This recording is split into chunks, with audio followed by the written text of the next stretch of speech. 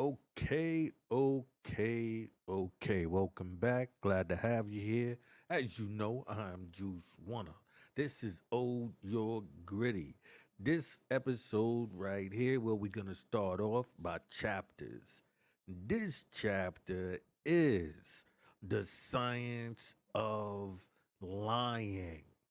Right? So, what we will be dealing with inside this chapter right here is how they maneuver the people. Right? As you know, I'm working on my book, so this right here is basically the rough draft of what I'm putting together. So, we will be dealing with social constructivism.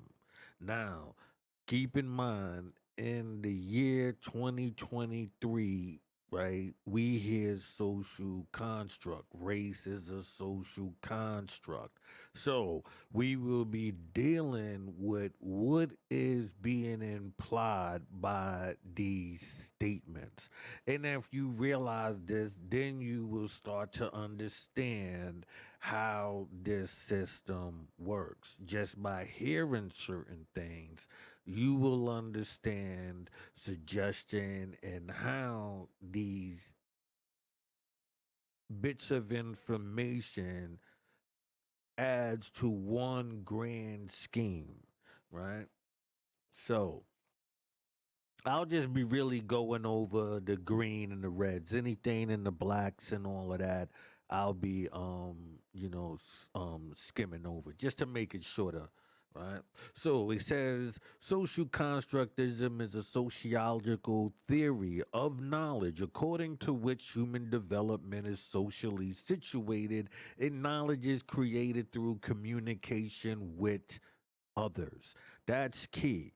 Meaning that as you take information in, it's coming from an outside source. So if you're not aware of where that outside source is coming from, you will be taking in information that is designed to move the people with sheeple ideas. And most of the times you won't recognize it because it'll be presented as if it's something new. Like, no, this is just what we're doing. And so you will overlook that. Wait a minute, they're doing that over there too. They're saying that over there too.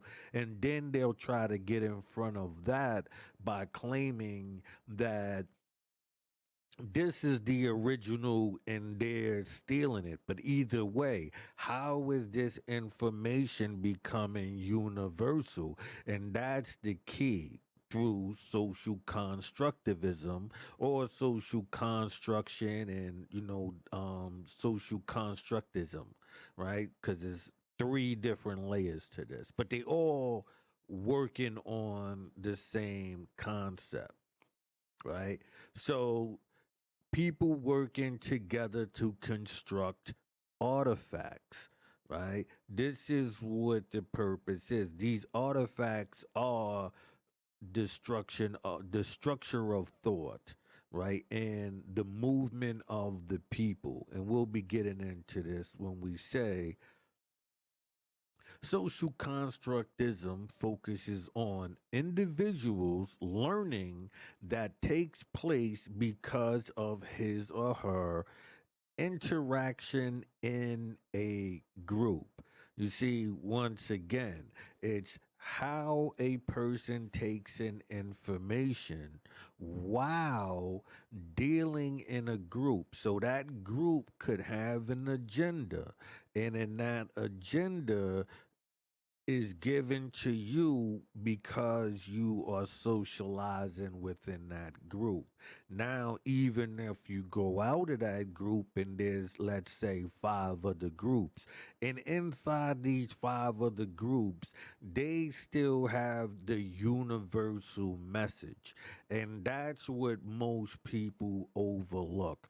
And that's how social constructism or social construction works, right? It says The object can be many things, but its shape does suggest some knowledge about carrying liquid, right? A very simple example of an object like a cup. This is how they view us. Now, with us, we say this cup is hip hop, and hip hop is quote unquote a culture. So inside this culture, it dictates the mind of the people. It tells you you have to operate in this type of way because that's a part of the culture. Now that culture is your everyday life when it was originally the music, right? That, that energy right there, the graffiti and these type of things, that was not your everyday life. But now once you put culture to the music, and then the music tells you how you are supposed to behave, that's hypnotism, that's suggestion, that's telling you something indirectly. So as you play this music, as you watch these TV shows, you become engulfed into that world because that world dictates the world around you. Even when the music goes off, the people around you give this feedback: yo, that's real, yo, this person is real, this, that, and the third. So when you take that information, you the cup, and now they tell you how you supposed to behave. If you gangster, these are the actions that you take when you gangster. If you woke, these are the areas that you cover when you woke. If you are a book bag, which is all in the, the woke, I guess, the knowledge rappers and all of that, you have to have this image, you have to behave this type of way. In other words, they typecast you, right? And so you are not necessarily allowed to freely express yourself, because in every one of those different chambers there is a protocol that quote unquote belongs to that identity. So this is how, let's say the police are able to racially profile you, right? And we'll take Jay-Z's song Change Clothes, and how, this changed how the individuals were looking inside public. On one way, it helps, the individual to not be um racially profiled, but then it's just for a short period of time, because once they, the individuals who are watching you, they now know the new look that dictates this quote unquote culture. So anything that resembles that, they are still able to profile you because they put this system on you. They control the music industry. They control, the excuse me, TV and movies. They control that. So if they control that, they also dictate what you put inside yourself, what you engulf and digest from that culture. It says the activities in Texas produced within a group as a whole will help shape how each person behaves within that group. A person's cognitive development will also be influenced by the culture that they are involved in, such as the language, slangs, ebonics, right? History, right? And the social context of how we deal with each other, how we speak to each other, all of those things are already dictated. If you take a step back and you look at the cultures that you are in, if we call it that, the environments, the groups that you're in, you can see the dictatorship. Now, the ill part is that even inside all of these groups, whether it be gang culture, Bloods and Crips, or whatever the case may be, you could separate them and still, if you was observant, you would see a universal teaching. You will see something that's universal. And if you are able to see it, then you would understand how hypnotism works. Right. And we will be getting into this. We will be bringing up, diagrams and all of these type of things. Right now, we are going through just laying down the groundwork on how to identify this social constructivism, this social construct, this building that is happening psychologically within your mind. So you don't see the building is not something that you would see like brick and mortar. You would see it through ways and actions of the people. And that's how you would be able to spot this construction that's happening around you. A world is being built around you. The we're not black, we're melanated, we're not black because black is just a color of, and oh, those are not dreadlocks, those are ether antennas, and the constant shifting. If you pay attention, you would be able to identify these things, like as we go into philosophy, right? It goes, the natural world has a small or non existent role in the construction of scientific knowledge. In a way, that would be true. It's a 50-50 statement. On average, right? The natural world, like the world around you, it plays a smaller non-existent role in the construction of scientific knowledge, right? On how you things work. Natural, the natural science, physics and all of those type of things, they do not play a role on how we operate with each other. And this is scientific knowledge. Now, those are two different type of knowledge. So when we take Freudian psychoanalysis, for example, I point out in the year 2020, 2021, 2022, 2023, the game of no homo pause.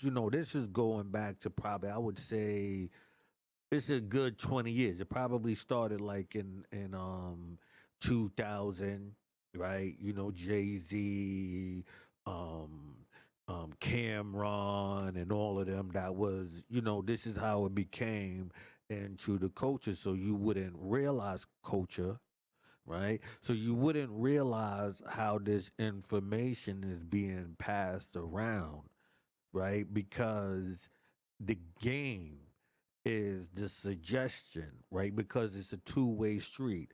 One, it's keeping, especially the youth, right? It's keeping them in this what is gay. So then they build a complex within themselves because everything they have to keep this eye out for, this ear out for, right? And so it's actually leading you into that direction. This is what you get with a Freudian slip, right? And so the number one thing that you would learn inside the Illuminati, if you want to call it that, Freemasonry is more appropriate, right? The one thing you will notice inside Freemasonry is it'll tell you by the time you realize what is taking place, the villain is already gone. So this system that Freudian set up to test and see his theory, he's not around to see. So you wouldn't be able to even point the finger at him. It's that system that's being put into play, right? Through the no homo, the pause, and all of that. Now, inside that, if you was to watch the 20 years and you see the shift within the people, right, and you see how they act, you watch Sopranos, and you see how they slid that, the homosexuality in the last year and a half of their show, right?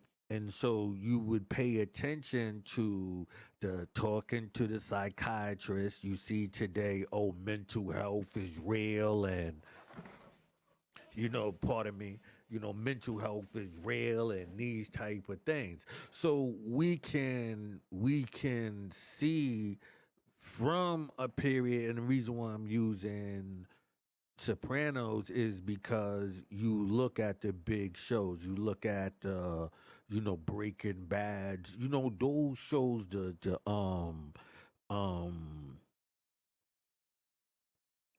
Game of Thrones. You look at those and you can understand, because in all of these shows that I just mentioned and many more, because we will be touching on it, you will be able to see how what was being expressed then. I will be going through some episodes and actually pulling up scripts and showing you how those suggestions were working, how they working today, shows that are out right now, and what they are suggesting. So I'm using past shows to make it easier, so that way, once you are on point, you will know how to spot, this psychoanalysis, whether it be Freudian or any other, because there are many of these philosophies that are being worked on you, right? So you should really study philosophy in order for you to have a real understanding of what is taking place, right? So it says merely that the strong social constructivist claims that all scientific knowledge is constructed ignores the reality of scientific success.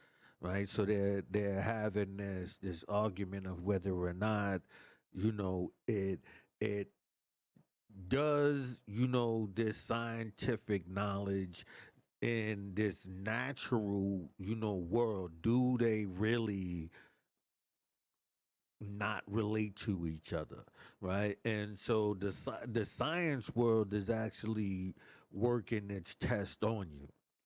Right? And so this is what I'm bringing to you, that you are actually, the lab mice within this, social constructism, so social construct.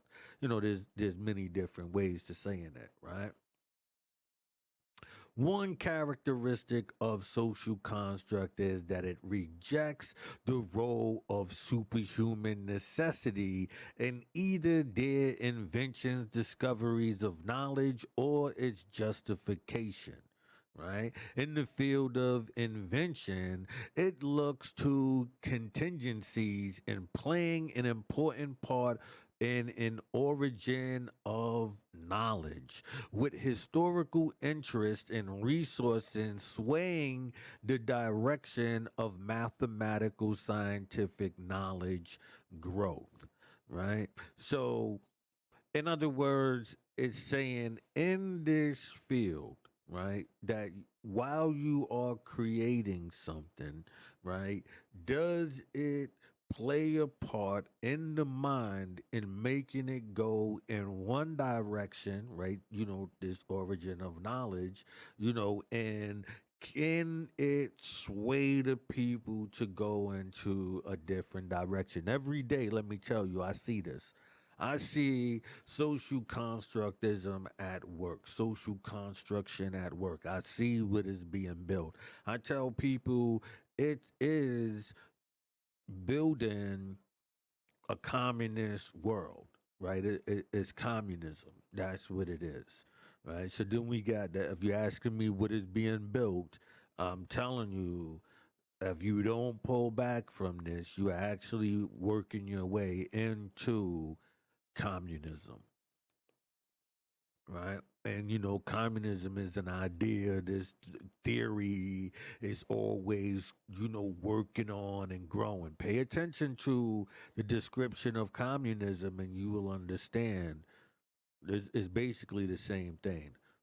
This is education right now, right? So in the education part, it goes, social constructivism has been studied by many educational psychologists who are concerned with its implications of teaching and learning. That matters because it's it's working in the background and it's working on proving that it could work. It can lead, and it is leading the people in this direction that it wants. You can see the people don't even want it. There's resistance, but this system is proven to be stronger than the will of the people. Social constructism extends constructivism by incorporating the role of other actors in culture and development. That's key because you're incorporating actors, right? Actors. They're pretending because this is the Freemason now. The Freemasons are these actors. Those are the ones who's going out within the community under the guise of magic, right? They're under the guise of they're working some type of magic. On the other side, they're not aware that they are actually, the first guinea pigs, right? First, they work it on them as they're giving them one bit of information over here to rock you with the science of lying. They don't even realize that the science of lying is first worked on them, right? So, and so they have these actors and they going into, culture and development. They're going into your society and shifting the way you think. So the key of even recognizing them would be to have an ear, right, for what is being said. Like if you have an ear for what is being said, you can hear the hustle. That's the key thing. To be able to hear the hustle, right? And I call it a hustle, they call it a science, other people call it magic. It's all working, it's all the same thing. In this sense, it can also be contrast with social learning theory by stressing interaction over observation.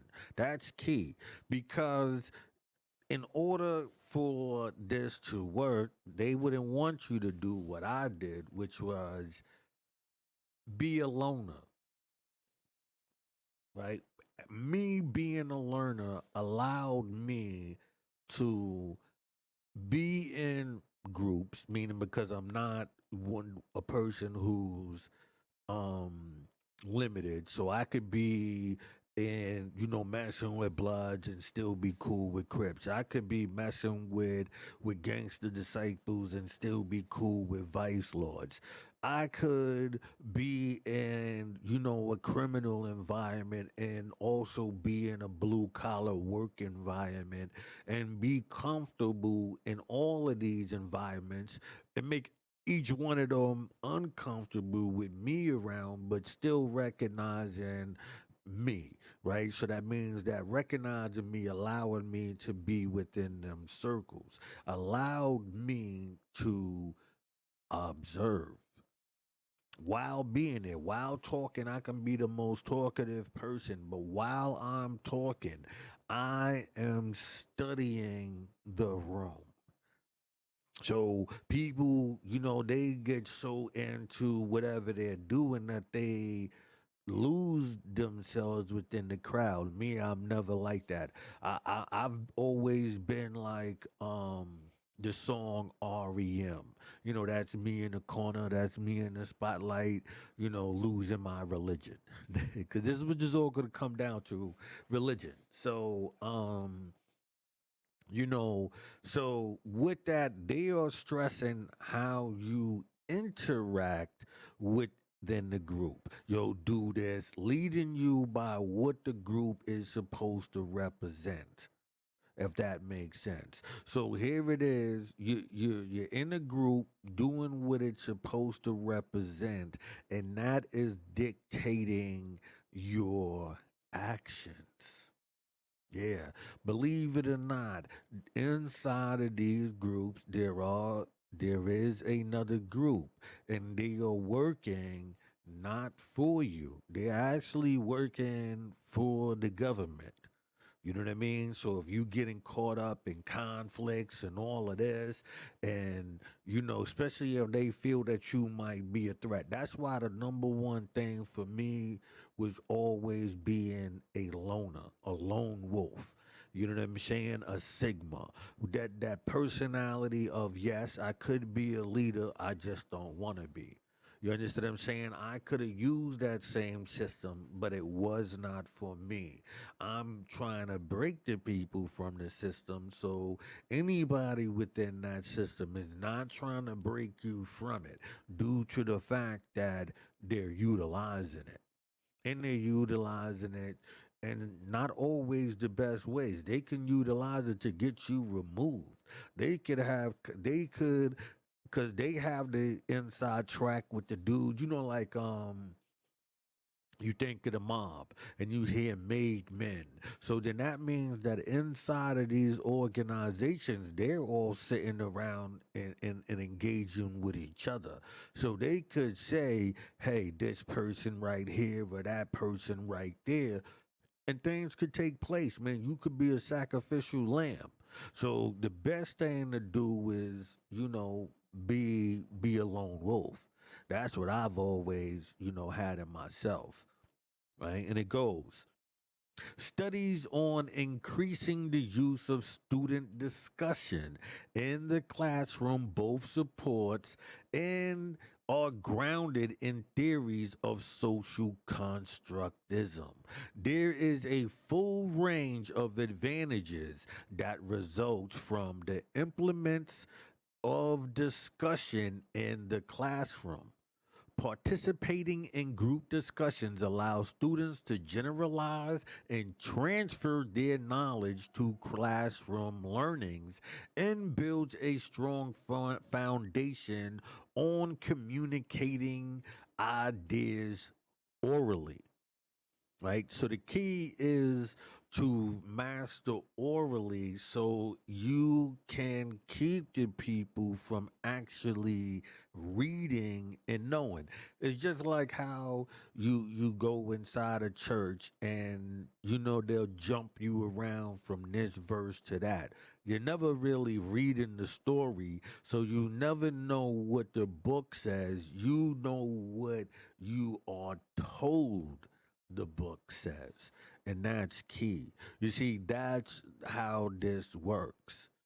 By you never really knowing, you just taking the information. This is why I make it my business to point you in the direction of where to find the information. And I tell you how vital it is for you to go and do your own research. Make sure what I am saying is absolutely correct. If I'm wrong, come to me or correct it out there, but always make sure that you can prove it through the written word. I mean, it's very important, right? We're going to get into the written word. Many studies argue that discussion plays a vital role in increasing students' ability to test their ideas. synchronize these ideas with others, and build deeper understanding of what they are learning. You understand what is being said there? These ideas, right? You working in your mind. So, say you have the flat earth theory, right? You go out with this theory, you know it might not even be real. It could be an ad hoc, right? And you just causing this world of confusion, right? And that's the skill. So to go out there and to be able to dictate this. Right, then we go on and it says large and small group discussions also afford students opportunities to exercise self regulation, self determination, and the desire to preserve the task. No, my fault. Preserve with task. Additionally, discussions increase students' motivation, collaborative skills, and ability to problem solve, increasing students' opportunities to talk with one another and discuss their ideas, increases their ability to support their thinking, develop reasoning skills, and to argue their opinions persuasively and respectively. Now, mind you, that's great, right? To increase the students' opportunities to talk with others and discuss their ideas increases their ability to support their thinking, developing reasoning skills, and to argue their opinions persuasively and respectively. Me, I'm a savage. I'm. If I see you trying to work this magic on me, I'm not gonna be respected because that's how the devil gets the upper hand. See, the devil can disrespect your logical thinking, right? Your rational thinking, and you are supposed to remain inside this um false identity of good, while the devil can play good, what do you call it, passive aggressive behavior. So no, I don't necessarily subscribe to that. Furthermore, the feeling of community and collaboration in classrooms increases through offering more chances for students to talk together. Like I said, a lot of these things you might not have a problem with. It would sound good. But when you put it in its totality, that's when you start to see the problem. Studies have found that students are not regularly accustomed to participating in academic discourse, which is true. Martin Naystand argues that teachers rarely choose classrooms discussions as an interactional format. The results of Nastand's 1996 three-year study focused on, pay attention to this, they were studying you. 2,400 students in 60 different classrooms indicate that the typical classroom teacher spent under 3 minutes an hour allowing students to talk ideas with one another and the teacher. Because a classroom is not designed for you to have the debate. The classroom is designed to give you the information. And we can agree that the reason why they deliberately made sure that the teachers gave you false information, right? And twisted information is so they can attack that system and switch you from the comfortable of learning and then move you to, I mean, learning in, a structured classroom with a what do you call it, a curriculum where you're following a certain curriculum. They're trying to take that away, right? So you wouldn't be structured, and so everything that you get from there would only be oral, which is very dangerous because who he who controls the word controls the people. That's the reason why I say this is dangerous, because you have to pay attention that they're removing the people from learning in a certain way by destroying that, by giving false information to the students deliberately to take that structure down. Just like I said with the Bible, giving people the Bible, but you jumping around from verse to verse. Once the people learn that you've been freestyling, the church is destroyed, amongst other things that they did within the church. And like I said, I'm not here to defend the church. I'm just telling you how this system works. And even if the church is no good, this system cannot be any better because it's only playing a replacement game. It's not destroying it, it's changing you over right now by taking away your ability to learn, right? I mean, on your own individually. They're taking that away and making it a group effort. And once you in a group effort, it's dictating what you're learning. So then you become sheeple, right? So where we at? Learn.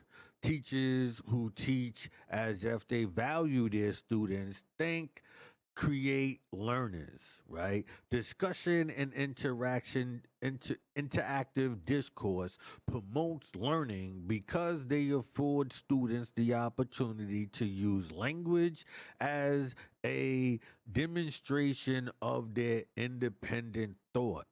Creating. I agree with that. You use the language as an independent thought, but does that mean that what you're thinking is correct?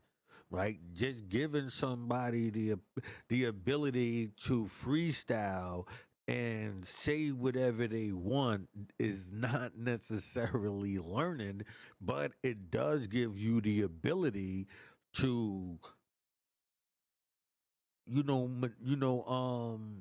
become a swift talker. Yes, it does give you the opportunity to develop your swift talking skills. Discussion and interactive discourse promotes learning because they afford students the opportunity to use language as a demonstration of their independent thoughts. We cannot argue that.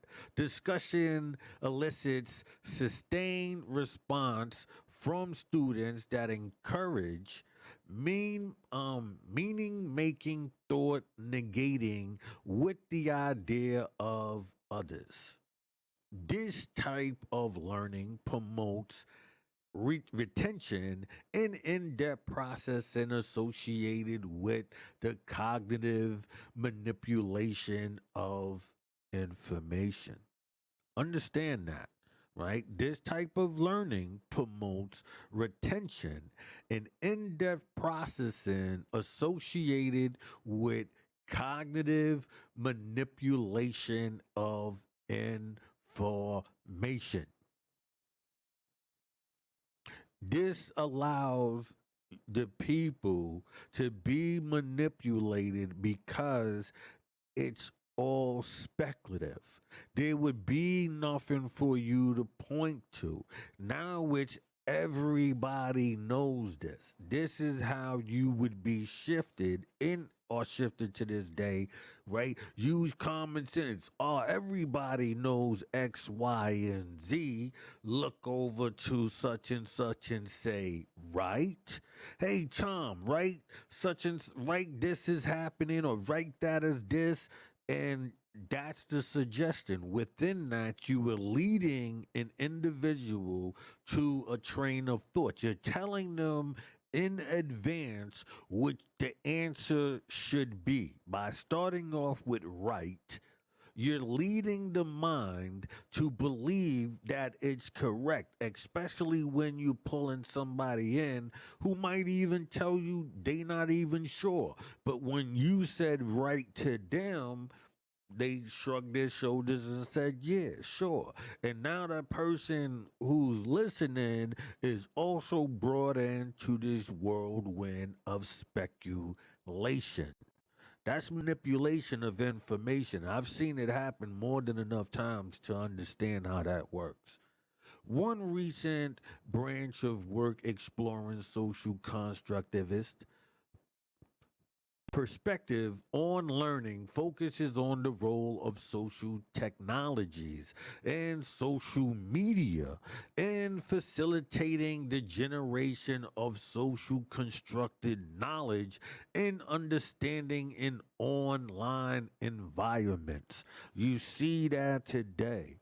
If you pay attention, right, to social media, all you have to do is really go down your timeline and see the overall message and training through little memes and TikToks or whatever apps might be popular by the time you come across this information.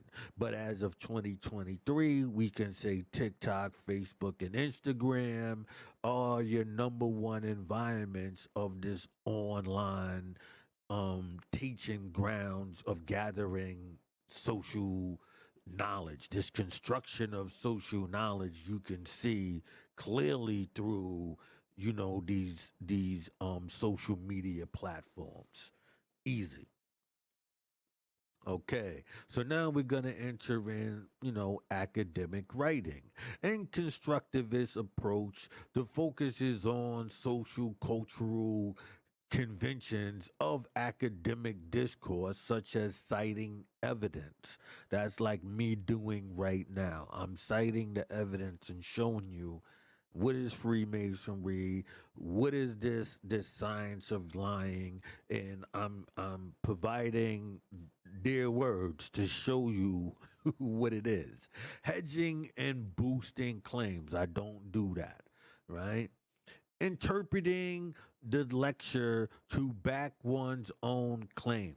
I'm not misinterpreting this to only make it in my way. And then addressing counterclaims. Anybody I'm willing to show and prove any information that I've put on this page and challenge it. You can go to any one of them and test this information out on your own. Go to any one of my other chapters and you can test this information out and you will see how real it actually is. Right? Where we go, cognitive approach as they place value on commutative interpersonal nature of academic writing with a strong focus on how the reader receives the message. See, that's what's more important. How the reader perceives or interprets, this information. How they take it in matters because that's how you know you did your job on how the reader takes in the information. That's why it's a rough road for me, like putting a book together, and I'm trying to do it this way, due to the fact that it's a lot of information going into a lot of different directions. As you can see on the side right here, right? You can see all of this right here is information that I'll be covering, and this ain't even nothing. Look how much I'm still scrolling. I'm gonna still keep scrolling, right? I'm scrolling, and as you can see, this is all information. Hold on, let me. I can even collapse this, right? Collapse all, right? So here it is. I'm scrolling. Now this is, mind you, this is the collapse version, right? So now I'm scrolling. This is the collapse version. Scrolling.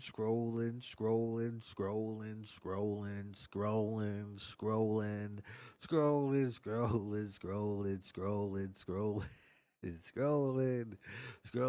So I want you to understand how this information, how much information, right?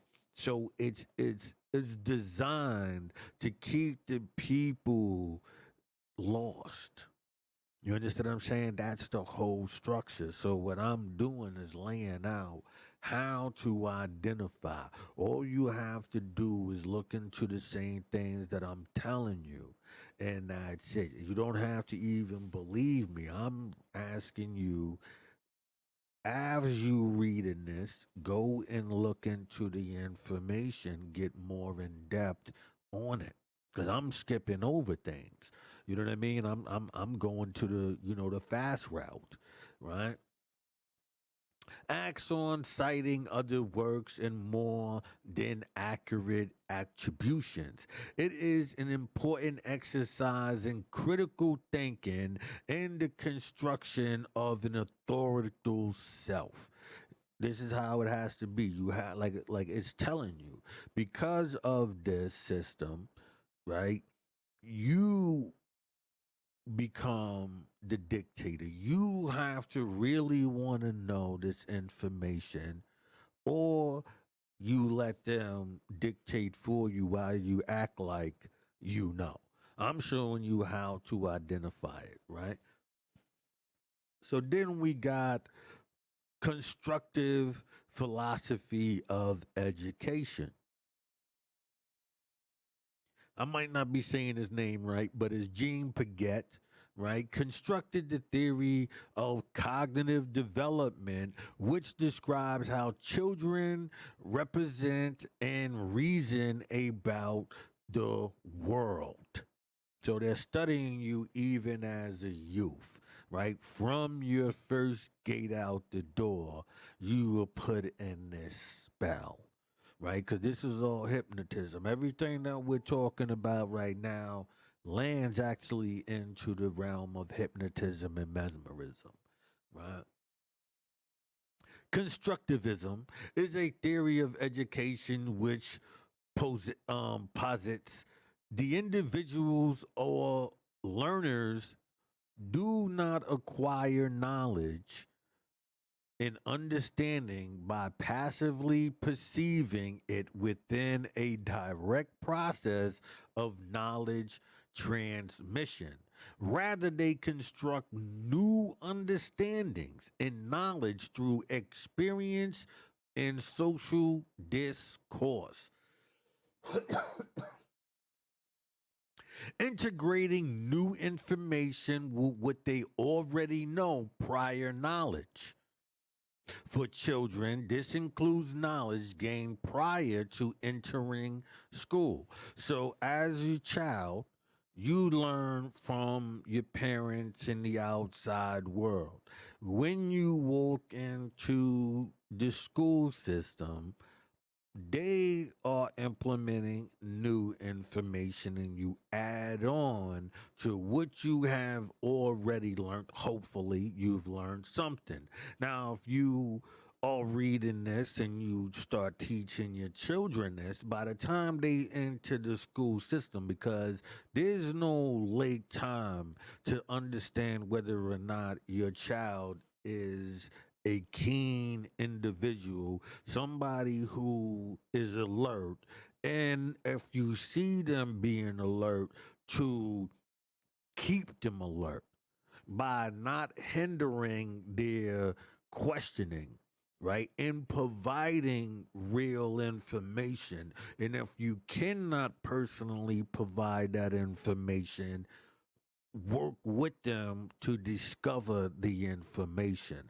But one thing you must not do is hinder that information, which is hard if you are hindered yourself, meaning that if you have not put yourself in a situation of free thought, right, and really studying and learning the world around you, it's going to be hard for you not to limit your child. That's why I personally offer this information to new parents, right, or new grandparents, right. But if everybody around you is grown, it's it's cool for you to know, I guess, but your main objective is to actually do what they're trying to do, get to the children. So you want to keep the children alert. What I'm telling you is how to keep the children alert, right? That's why it says it associated with various philosophical positions, particularly in etymology. My fault. Etymology. I know I'm saying it wrong, as well as ontology, politics, and ethics. You see, so while you teach your children these things, right? They grow up and then they go out into a world that it's supposed to enhance or add on to what you put into them. If you put a broken, person, oh, I give up, I don't know, I don't care, then the world that they goes in gets to have free range. You know what I'm saying? They get to have all of the fun inside that little brain, right? The origin of the theory is also linked to Swiss development psychologist Jean Piaget's theory of cognitive development, right? So let's give a little background. No, actually, we can keep it going. We go down to here. It goes, while the behaviorist school of learning may help understand what students are doing, educators also need to know what students are thinking and how to enrich the students, what students are thinking, right? See, that's key. That's how you remember when I said we're entering communism. The number one thing that they want to do is know what you're thinking, right? And so you would have to make sure while you're educating your children on this system how to keep what they know to themselves, if that makes sense.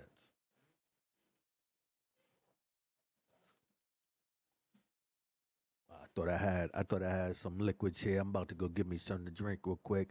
But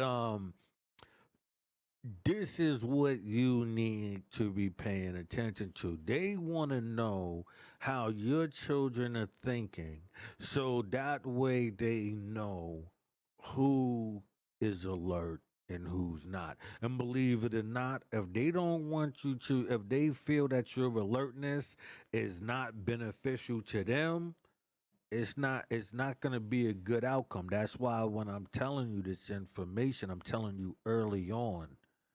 But as you learning what is being taught to you here, learn how to your individual children, your grandchildren, the people around you, so you know how keen they are, and so you know that if they are able to take in information, they are able to also understand how to utilize this alertness.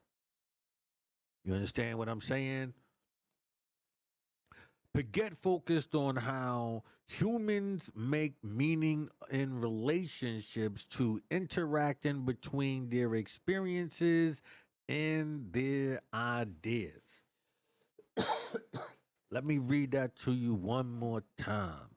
But get focused on how humans make meaning in relations to the interactions between their experiences and their ideas. Meaning, what you go through, right? Those experiences are related to how you have already visioned them to be. You are given the idea. If we look at hip hop, we look at how it told you how you were supposed to behave, right? So when the music is descriptive, is telling you a way of life, right? And inside of that is telling you how you are supposed to behave in that way of life. So now you are given an idea.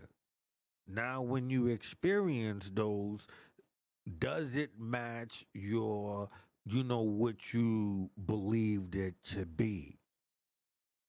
This is important, people. This is very important. Human development in relation to what is occurring with an individual as direct from development influenced by other persons. Human development in relation to what is occurring with an individual as distinct from development influenced by other persons.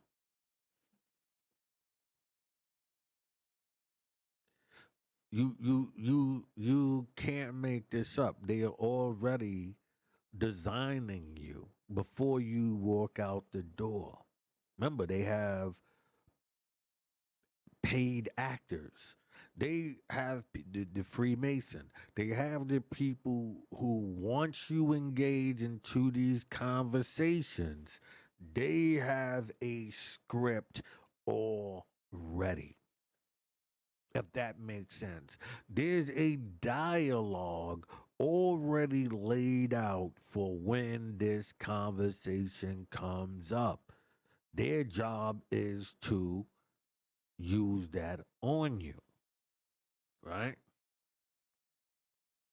This concept of constructism has influenced a number of disciplines, including psychology, sociology, education, and the history of science.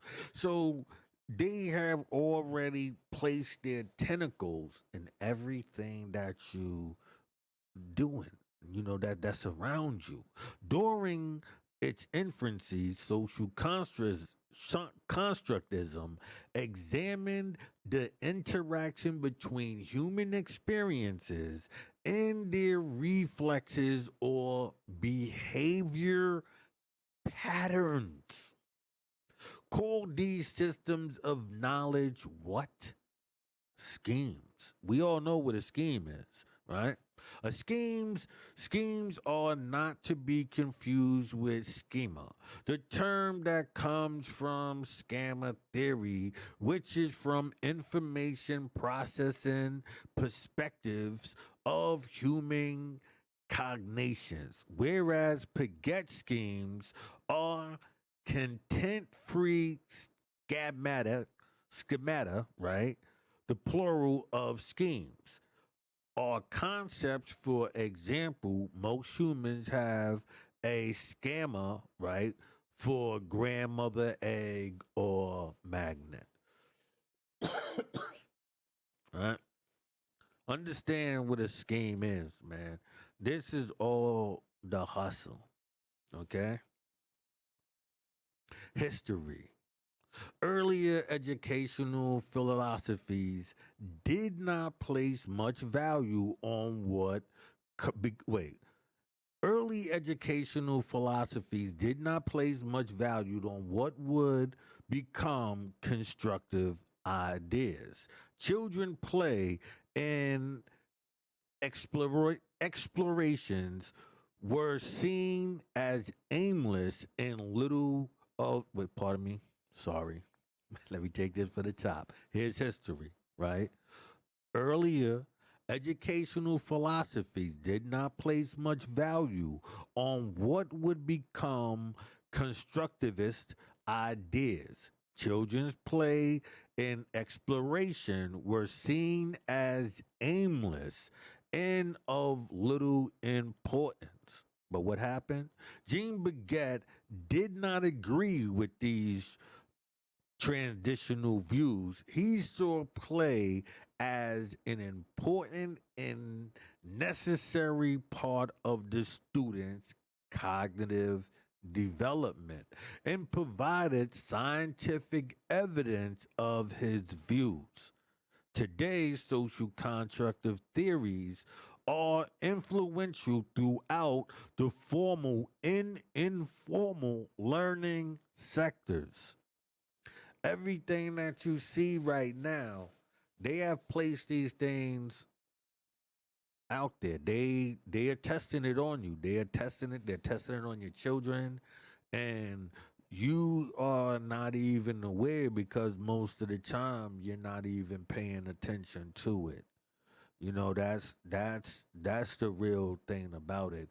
If you're not aware, if you're not keen, you know, this stuff you wouldn't realize you're being studied, right? So then we going into individuals.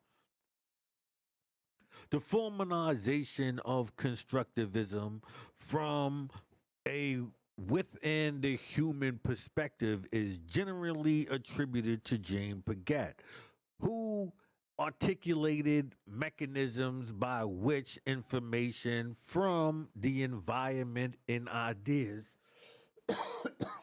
excuse me, and ideas from the individual interact and results of internalized structures developed by learners.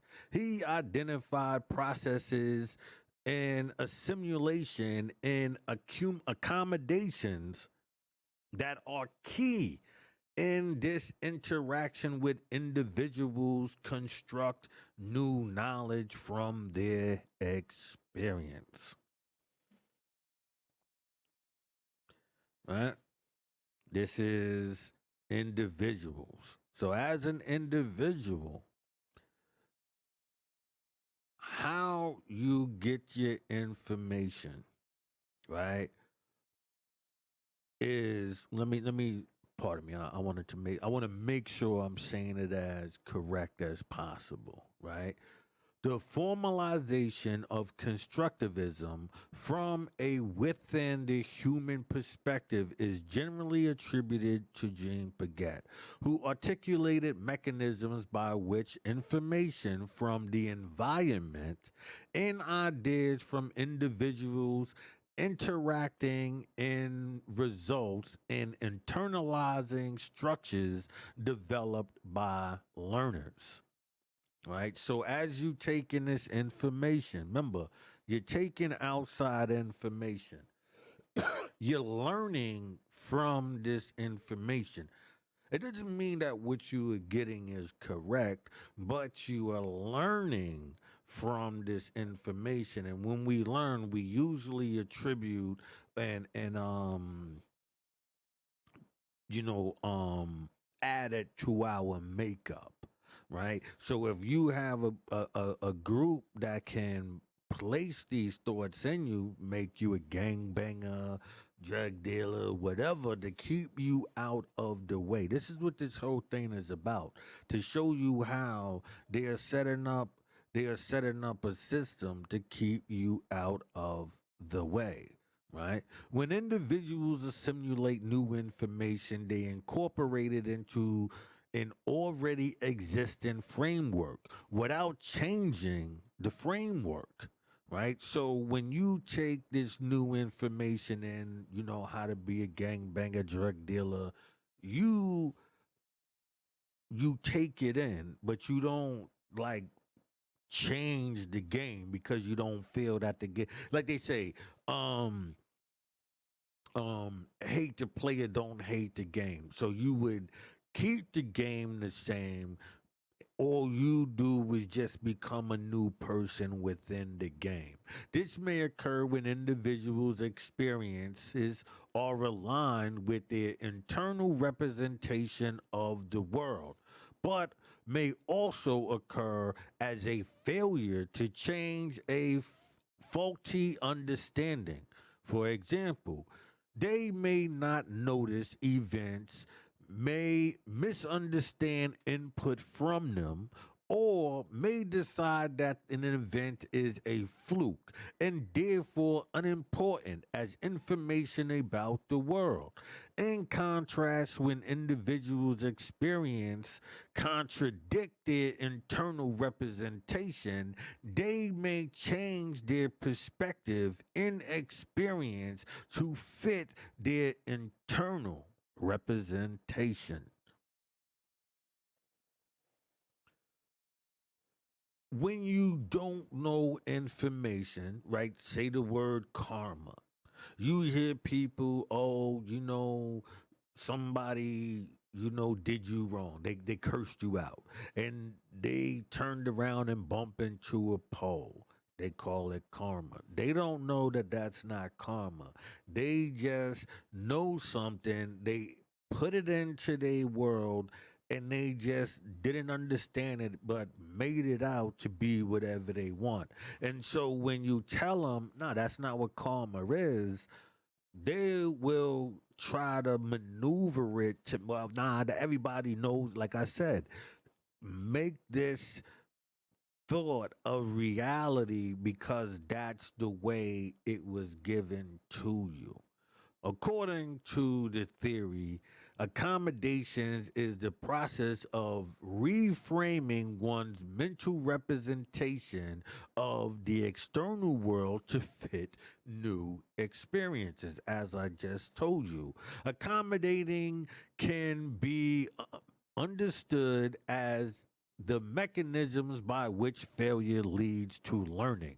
When we act on the expectations that the world operates in one way and it violates our expectations, we often fail.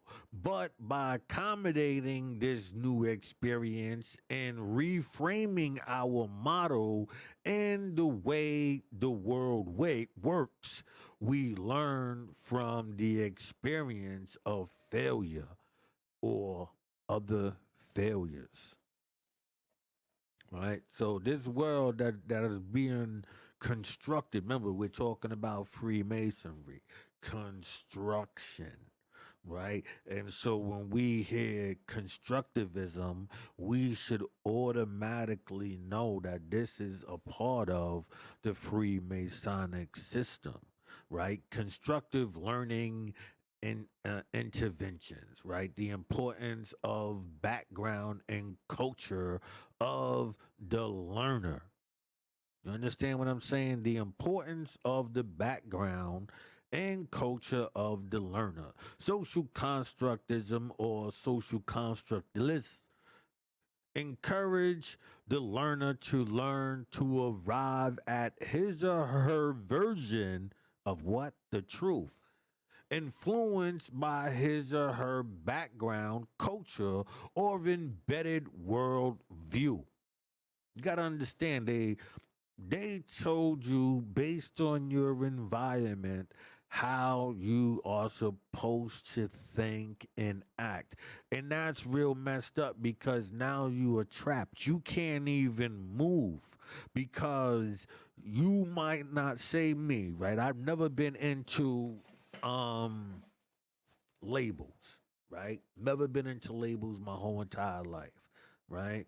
Um and I've had more conflicts because of that. But believe it or not, I've avoided more conflicts, right? Like and as a youth, I've ran into major conflicts because they want to beat you in to the European mind. They want you to wear these clothes, these sneakers, this brand, right? And if you don't, you are not down, right? You are not going to get the girl because she is trained to look at the labels, the names, to say your self worth, right? And so inside of that, you have to work around those who want to pick on you first because you don't have, oh, you poor or whatever. And then the you a bum, you don't, you ain't, right? You ain't popping, you ain't got this. These stereotypes dictate the world around you. They put this within our culture. When you listen to hip hop, oh, if you know, if it ain't about money, it don't make sense. They put these suggestions within your mind. You have been hustled and worked, right? They have built a world around you where you have to be brave enough to walk away from that and be tough enough to be ready to go up against anybody trying to put you into that box. In the box is inward, there's an internal box, and there's an external box. The external box is telling the internal box how they're supposed to be indirectly. They take that complex, they bring it in, and then we have all of the chaos within our community. This is what this is all about. Historical developments and symbols, systems such as language, logic, and mathematical systems are inherited by the learner as a member of a what particular culture, and these are learned throughout the learner's life. You are trapped within this idea that they told you, right? And so the only way to do it, you have to just like I said, I had to go hard body. I had to like really just ignore people and just be comfortable. Like, hey man, I'm not into that. I'm not into. I don't care if you go, oh, you just you didn't want to apply it. No, I'm not into that. That's not me. This is me being able to spot the hustle, the suggestion. I grew up in the urban environment in New York City, man, where labels and all of that mattered. You know, getting in the fights because somebody simply said your mother. No more, no less. Not your mother is such and such, or just simply your mother, right? And yo, hit me and hit him, and you know all of this lame stuff within the community. This was all designed to keep us at odds. And so, if we were to really combat this, we would have to address all of these things. And we would have to address it within the children, and we would have to address it within the adults who pass it down to the children through that middle ground called teenagers, right? It goes, this also stresses the importance of the nature of the learning social interaction with knowledgeable members of the society. Without a social interaction with others, more knowledgeable people, it is important to acquire social meaning of important symbolism systems in learning how to utilize them. Young children develop their thinking abilities by interacting with other children, adults in the physical world. From the social constructive viewpoint, it is thus important to take into account the background and culture of the learner throughout the learning process, as this background also helps to shape the knowledge and truth of the learner creates, discovers, and attains in the learning process. They redlined, they designed ghettos, they told you the idea of the black person lazy, didn't want, they put all of this into that environment. It is given and downpoured. I tell people all the time that you look into these documentaries of the '80s. All of them is about drug dealers and all of that, and that's the key part. If it wasn't for the government putting drugs into our environment, We would still been bums even in the 80s, 90s, all of that. That whole system was built off of um Ronald Reagan, Iran Contra, bringing in the CIA with the cocaine and that and the labs developing crack. All of that was a system that was set up. So while you might look at mass incarceration and all of that, it's like a contradiction. You mad about the mass the mass incarceration and the genocide that they brought within our community, but then we make documentaries bragging about how we were the facilitators of that same poison. Meaning, yeah, I sold these drugs, I did this and I did that. It's a contradiction. And that cycle right there is what we're talking about in this social interaction and how this learning process and environment and the things within the environment played this part. But we have to understand that it was designed before you even moved in. They brought the gangs, all of that comes from that Freemasonic movement. And as we go on, all of this will be proven, right? You are in a system that was designed for you. They dictate your TV shows, your school learning. They dictate who goes into um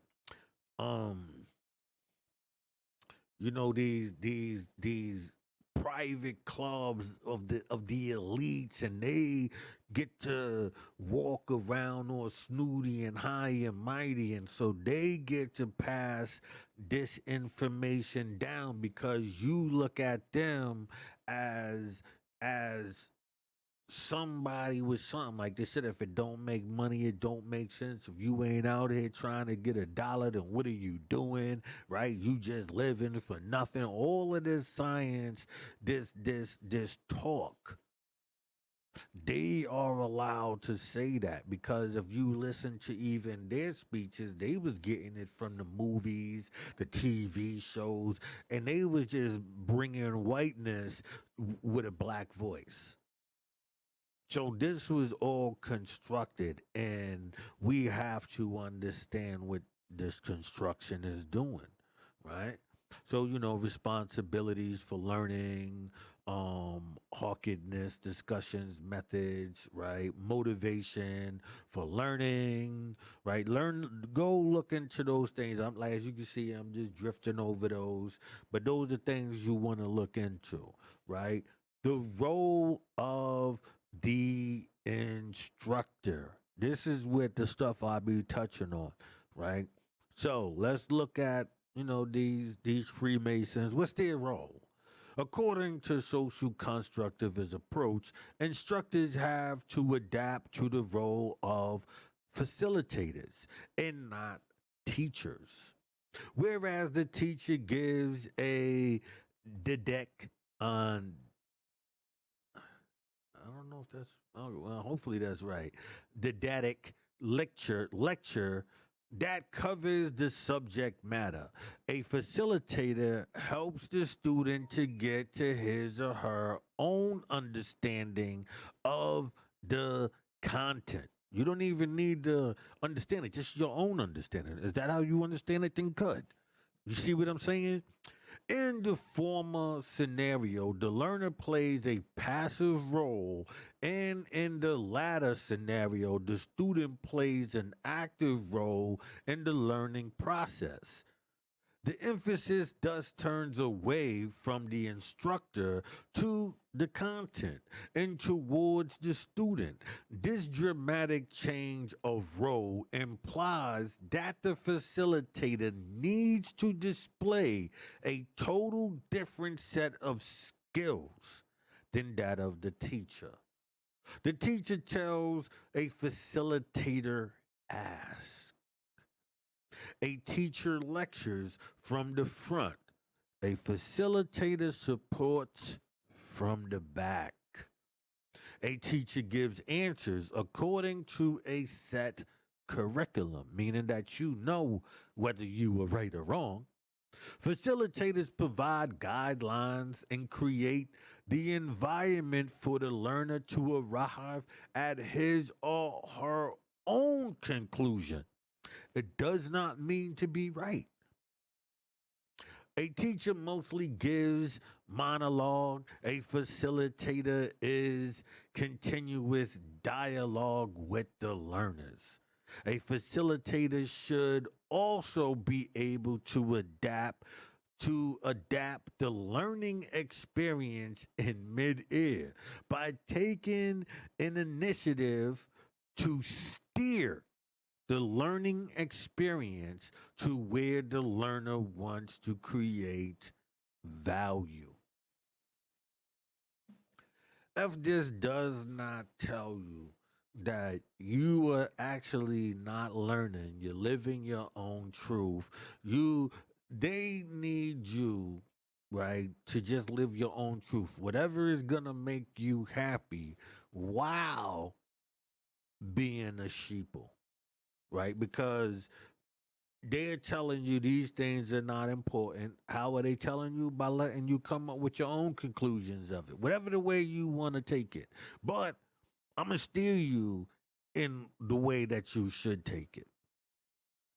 That doesn't mean that you're getting correct information. That means that if you are catching on and you realize what is happening, their job is to shift you away from it. Go into after we get into this is only chapter one. As we go on and I show you this system and how it works, you will be able to put the book down and go and approach any Freemason and be able to identify them and let them know that you are fully aware by the end of this whole series. You will be able to identify them and also let them know that you know. Right? The learning environment should also be designed to support and challenge the student's thinking while in its av- um, advocated while it is advocated to give the students ownership of the problem and solution process, it is not the case that any activity or any solution is adequate. The critical goal is to support the student in becoming an effective thinker. I don't think so. I actually, in my personal experience, it's actually telling you not to be a thinker, right? This can be achieved by what? Assuming multiple roles, such as consultant and coach. See, they're coaching you, they're guiding you, you're consulting in them. So then they are able to shift you because you trust them. This is just a new religion being born. Believe it or not. Once we get this all said and done, you're going to understand what is taking place here. A few strategies for cooperative learning include receptional questions. Students work together to ask and answer questions. Jigsaw classrooms. Students become experts on one part of a group project and teach it to the others in their group. Structured controversies. My fault if I'm saying that wrong. Students work together to reach a particular controversy. I'm telling you, this is designed to keep the people on edge, right?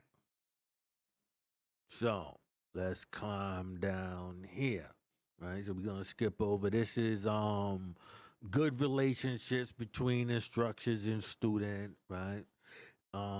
Collaborating amongst learners, right? Importance of context. Now, inside all of this, I'm basically addressing as I'm breaking this down. So, but feel free to go and look in all of this. None of this stuff you pass up. The selection scope and sequences of the subject matter knowledge should be discovered as an um integrated whole, right? Engaging and challenging the student, right? This is all the tactics that they use, right? And the structuredness of the learning process. Adult learning is different, than children learning, right? um Pagidis based on constructivism, various approaches, and pedigree um derived from constructive theories. They usually suggest that learning is accomplished best using hands-on approach. Learners learn by experimentation and not by being told what will happen, and are left to make their own inferences, discoveries, and conclusions. Supportive research and evidence, right? And so inside here, it talks about the achievement gap of African Americans and um cohorts and right all of this stuff. You really gonna, like I said, I'm not gonna get into all of this right here, but I truly advise you, to look into it, right? So then we got criticisms, right? Several cognitive psychologists and educators have questions and central claims of constructivism.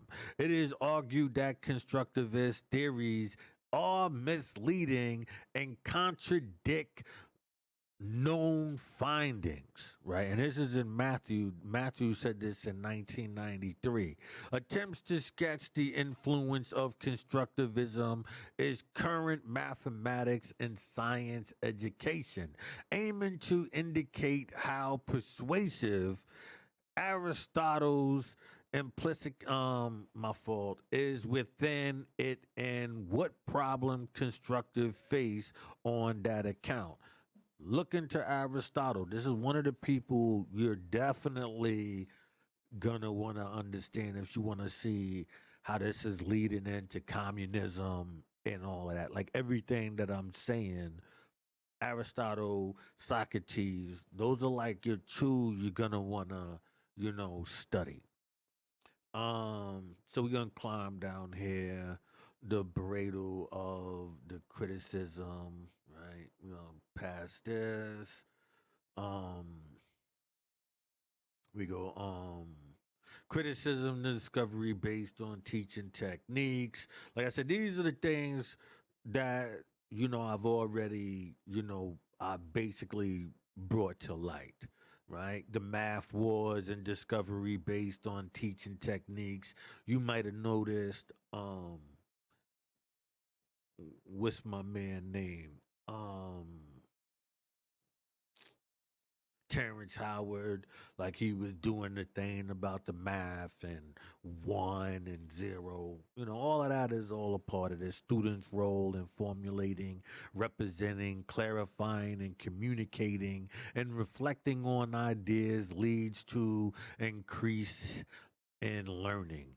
If the format of the text includes many work examples, the student's role would then become merely reproducing their examples with small modifications, right? Importance of structure and constructive learning environments, confusion between constructivism and I think um, Maturinism. Pardon me, I didn't get that. I think they got it wrong. Now I don't know if you can see it right here, but you see I got the little red line underneath it. So let me bring it down. Oh, matter of fact, let me just take my book down real quick. Pardon me. Oh wait, hold on. Um, Take my book down real quick. All right, see it right there. Uh, all right. Okay.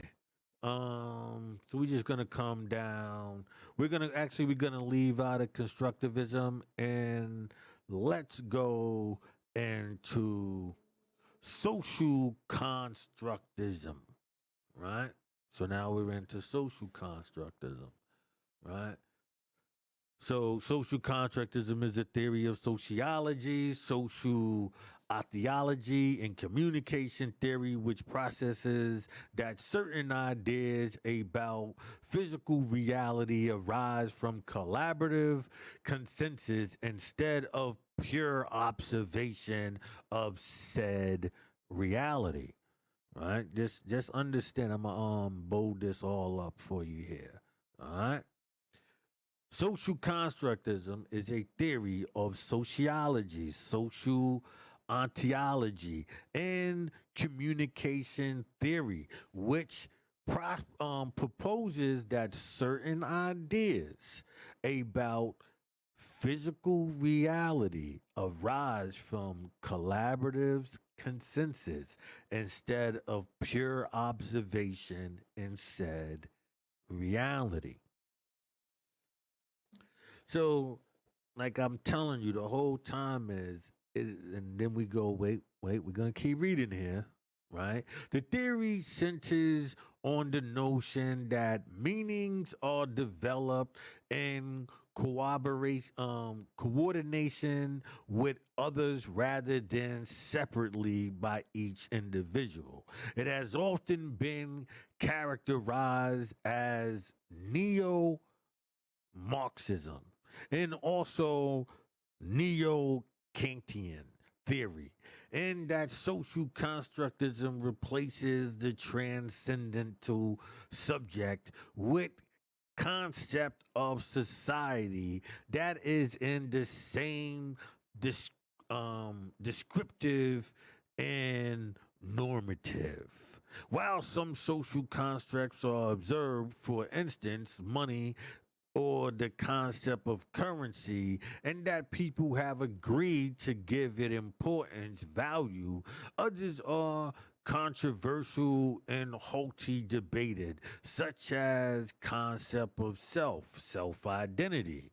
This articulates the view that people in society construct ideas or concepts that may not exist without the existence of people or language, or validate those concepts. As I told you, people, as I told you, this is Marxism. This is using this train of thought and placing it within the people to gently ease them into this system that's been set up. This is the federal government, people. I'm letting you know that America has never broken away from Europe. Okay? It has always been under that system, right? Always. And now it's just coming to light. There is weak and strong social constructism. Weak social constructism relies on brute facts. See, this is me. I'm what you call a weak constructivism because I can't build a fake in your head. I'm dealing with facts. Facts that are not socially constructed, such as agreeable facts about physical particles, or institutional facts, such as formed from social convenience. It has been objected that strong social constructism undermines the foundation of science as the pure as the pursuit of objectivity, and as a theory defies any attempt to at falsifying it. Social constructism, people, is designed to have you running in circles. It's not based on facts. It's based on opinions and you wanting to wanting it to be real, wanting it to be reality. And because of that, this system is allowed to maneuver you. It's allowed to because you are not looking for the facts, so you allowed to deal with the science of lying. This is all that science. A social construct or construction is the meaning, notion, or connotation placed on an object or event by a society and adopted by the society with respects to how they view or deal with the object or events. It doesn't. It's just how you deal with it. Social constructism posits that phenomenons do not have an independent foundation outside the mental and linguistics representations that people develop about them throughout their history, and which becomes their shared reality. That's it, people. It's just what you want it to be. They are laying out a system that, as long as you accept it, but you keep this working over here. You go to work, you get up, you go to sleep, you pay your rent, you pay your taxes. That's it, right? Because money is a social construct that we decided to make it valuable.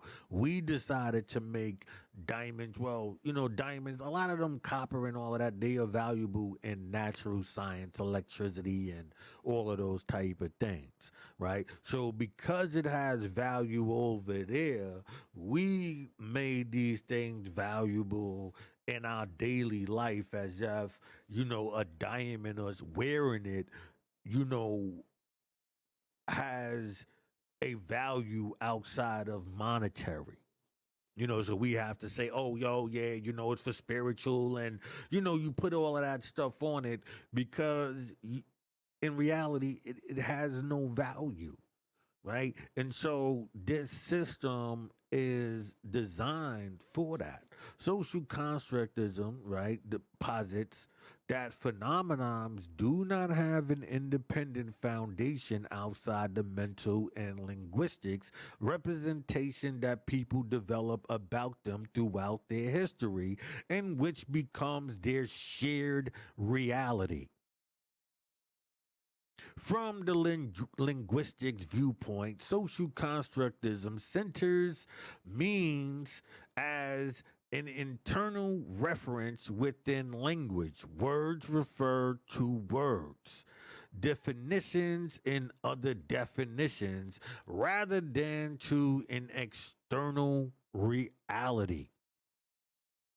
Do you understand what was just said?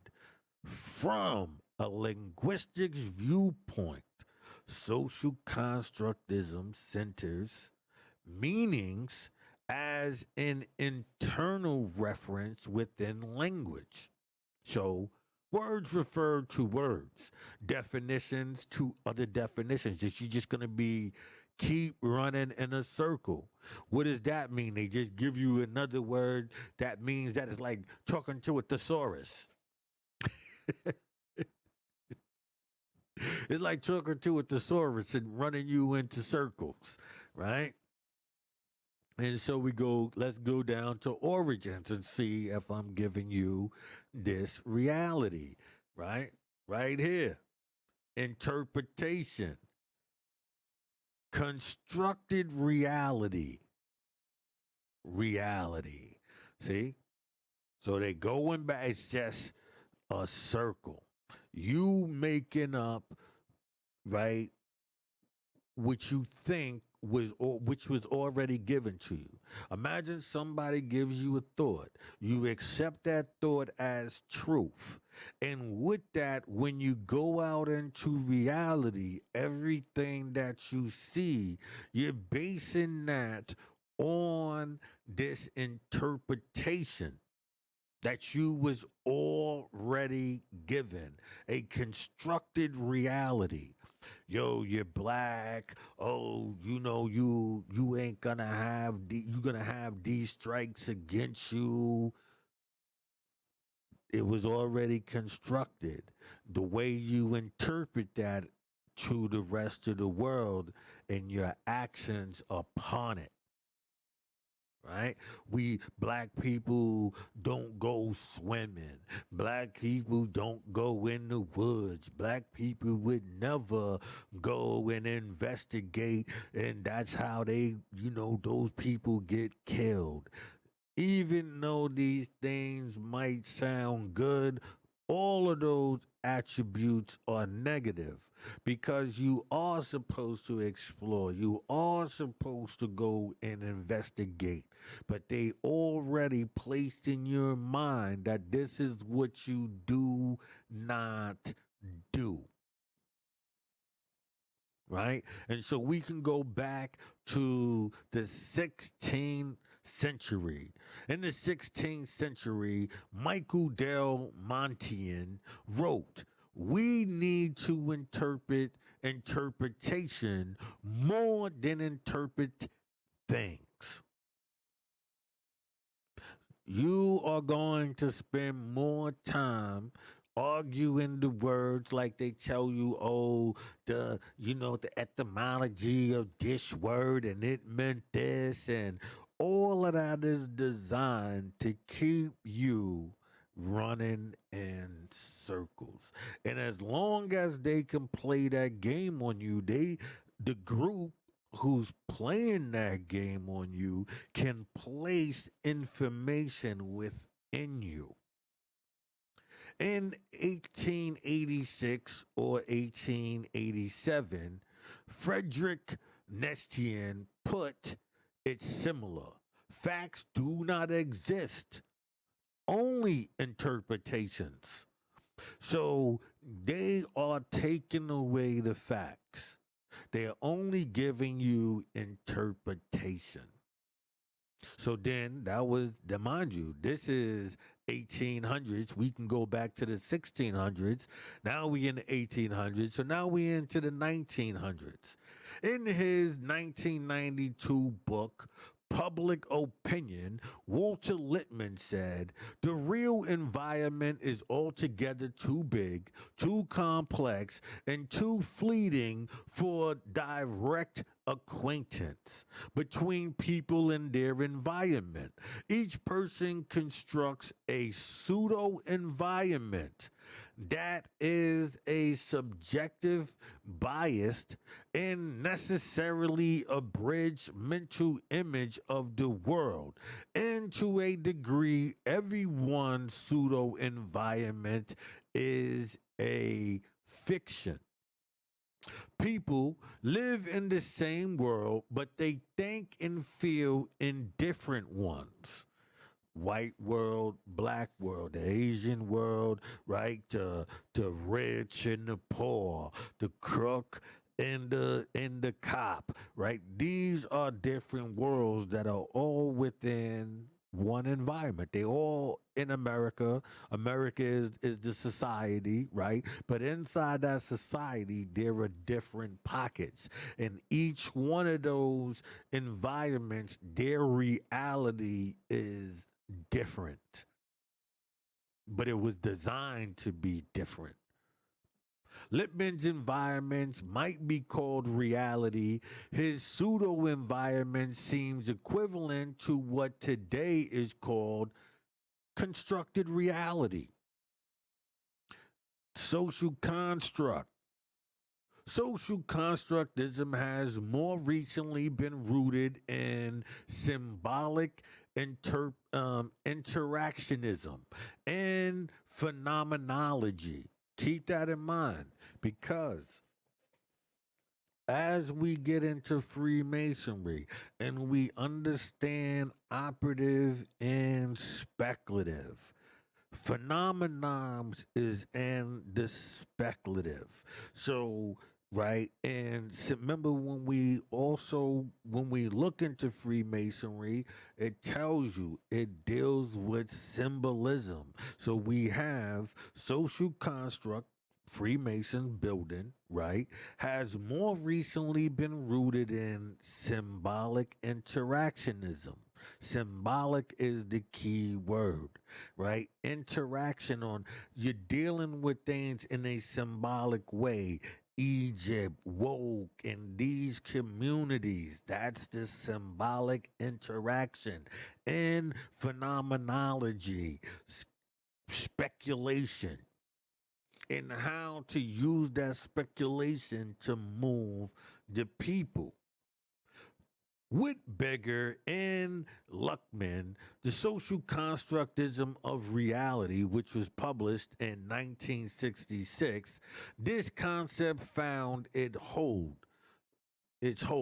More than 4 decades later, much theories and research plague itself in the basic tenets that people make their social and cultural worlds at the same time these worlds make them, right? While you are trying to make your mark in the world, it's in a world that, like, I'm a product of my environment.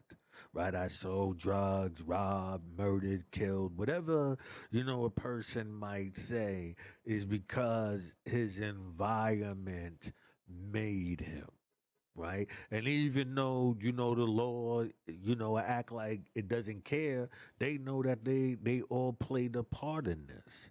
Make their social and cultural worlds the same time these worlds make them. It is a viewpoint that uproots social processes, simultaneously playful and serious. So at the same time, while it's two things, it's speculative, that's the plan, and operative, which is serious, by which reality both revealed and concealed. On we talking about Freemasonry, created and destroyed, to build and destroy by our activities. It provides a substitute to the Western intellectual tradition, where the researcher earnestly seeks certainty and a representation of reality by means of propositions. In social constructism terms, take for granted reality. So reality you're taking for granted, right? Taken for granted reality, right? Are cultivated from interactions between and among social agents. These agents, these Freemasons, work their way within your community. They guide you. They lead you with suggestion, and this, and if they, and as because they're in so many areas, right? They're allowed to attack at one time. Once the word goes out, this is what we're promoting, they all promote it at one time. And so they're building a world around you by more people that become engulfed in it. And so they can start their little groups, right? Their religions or whatever, right? And so they know that they have this flock. They know that they have done their job when all of these people gather around them as if they're the guru, the swami or whatever you call them of this information. So it's cult activity rather than rather there can be multiple realities that compete for truth and legitimacy, right? So it goes like this. Reality is not some objective truth. We go, let me take it from the beginning. In social constructism terms, take for granted reality are cultivated from interactions between and among social agents. Furthermore, reality is not some objective truth waiting to be uncovered through positive scientific inquiries. Rather, there can be multiple realities that compete for truth and legitimacy. Social constructivism understands the fundamental role of language in communication because that's the word. Remember, in the beginning, it was the word. So once you understand language, and you understand, I mean, when I say language, I mean the use of words, not just regularly speaking English, the words within English, right? Once you understand that language, the suggestive language, right, in communication, then you have this understanding, right, as they say, and this understanding has contributed to the linguistics turn, and more recently, the turn of discourse theory. The majority of social constructionists abide by the belief that language does not mirror reality, rather, it constitutes, creates it. Freemasonry, people, it's creating a reality through the word. The word is passed down. A broad definition of social constructism has its supporters and critics in the organizational science. Constructionist approach to various organizational and managerial phenomenon appear to be more commonplace and on the rise. A broad definition, I like to go over this again, man. A broad definition of social constructism has its supporters and critics in the organizational sciences. The constructionist approach to various organizational and managerial phenomena appear to be more commonplace and on the rise. They are using this to work the people, to maneuver them, to place them with this system. Andy Locke and Tom Strong trace some of the fundamental tenets of social constructism back to the works of 18th century Italian political philosopher rhetorician, historian, injurious, I don't know his name, Vecco, right? Gambitias Vecco, whatever. You know what I'm saying? Berger and Luxman gives credit to Max Schuler and as a large influencer as he created the idea of sociology of knowledge, which influenced social construction theory. All right, so this is all a hustle, people. This is just a way to talk to people, and have them running in circles, right? This is cancel culture. This is all of that. This is this system. Application, personal construct psychology. Since the appearance in the 1950s, personal construct psychology, PCP, has mainly developed as a constructionist theory for personalities in a system of transforming individual meaning making process, largely in therapeutic context. It was based, remember when I told you, hypnotism and mesmerism, okay? It was based around the notion of persons as scientists whom form and test theories about the world. Therefore, it represented one of the first attempts to appreciate the constructive nature of experience and the meaning persons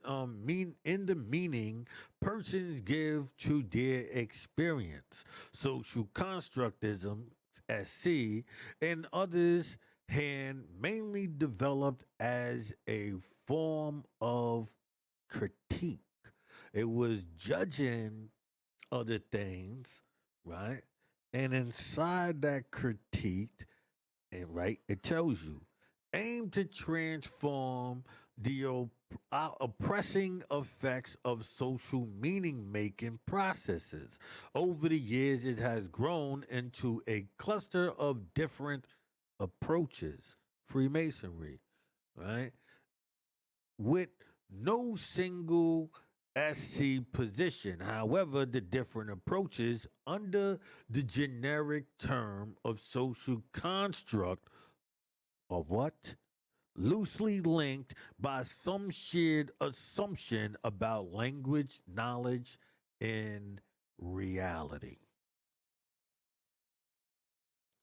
As I told you, as we was talking, I said,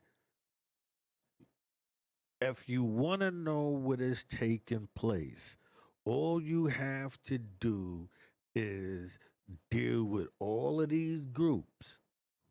Be open. Don't limit yourself to none. Agree with things and disagree with all of them that allow you to observe, right? Meaning that you don't cast judgment on one side, and so that way you won't be alienated over there. So now, while you're able to be in all of these environments, you will be able to gather this information and see, right?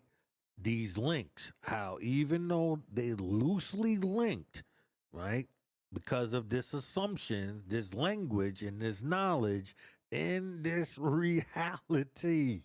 So from right there, you should understand I've been telling you how Freemasonry works. It's two sides, right? You have, there's a few sides, but the two majors are the York and Scottish Rite, right? The devil and God, right? Under this system. We will be getting into this. So, stay tuned. Trust me, you will not be disappointed from what you get out of this, right? Education and psychology, systematic theory, right? Crime, right? We like I said, I'm not gonna, criminology has long focused on why and how society defines criminal behavior and crime in general. While looking at crime through a social constructism lens, we see evidence to support that criminal acts are socially what? Constructed, where abnormal and deviant acts become a crime based on the views of society. This is all designed. Even the way you commit crime, which you deem as, the right or the wrong way of crime, even, like all of that is under these guidelines. And that's the problem because now they are switching those guidelines. The things that they promoting in crime, you have to pay attention. It's homosexual, yeah. It's real gangster if you can, you know, have anal intercourse, force a man, and you gotta pay attention to the message that is being put towards the people.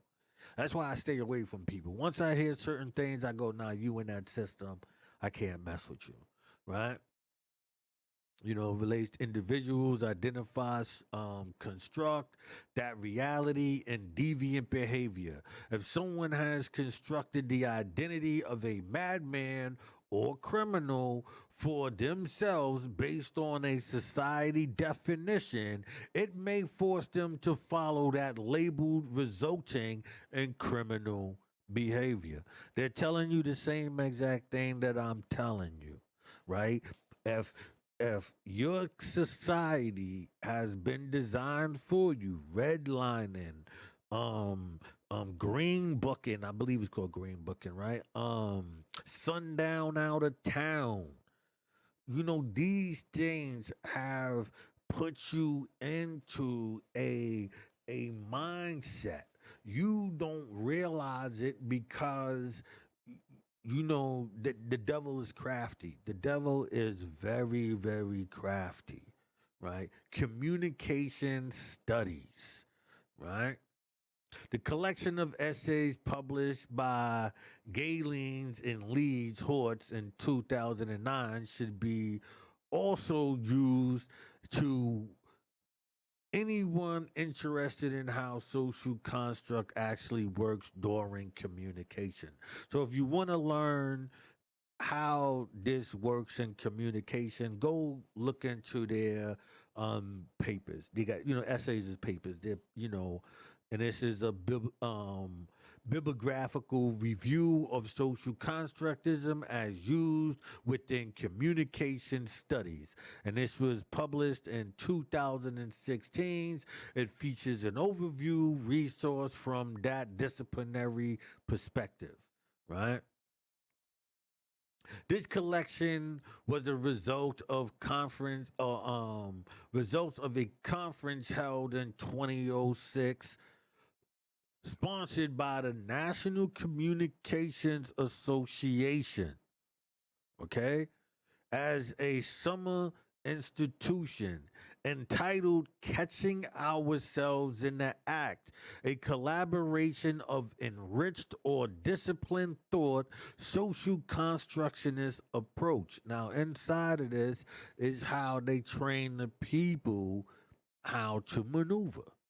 Brief Briefly, the basic assumption of the group was that individuals jointly create their understanding of the world and the meaning they give to encounter with others or various products others create.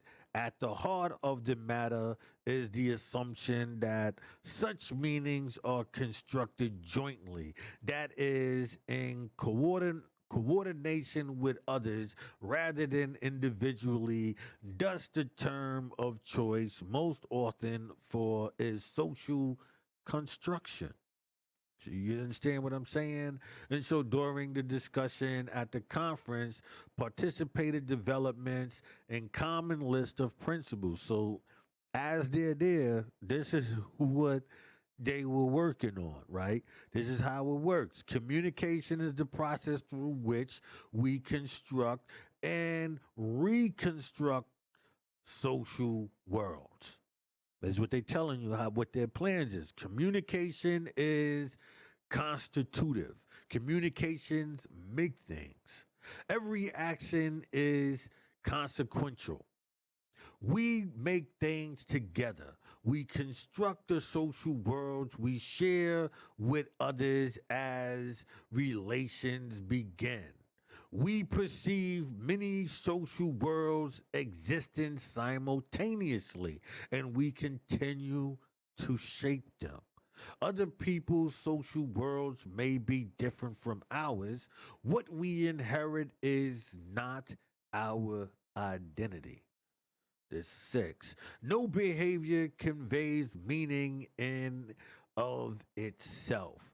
Context affords and and constrains meaning. Ethical implications and consequences derive from principles one through six. Right? Ethical implications and consequences derive from principles one and six. Understand that. A survey of publications and communications relating to social construction and 2009 found that the majority topics covered were identity, language, narrative, organization, conflict, and media. Right? So I'm going to end this right here. We will be coming back and I will be giving you part two of social constructism and its many different tenets. Peace. Until next time.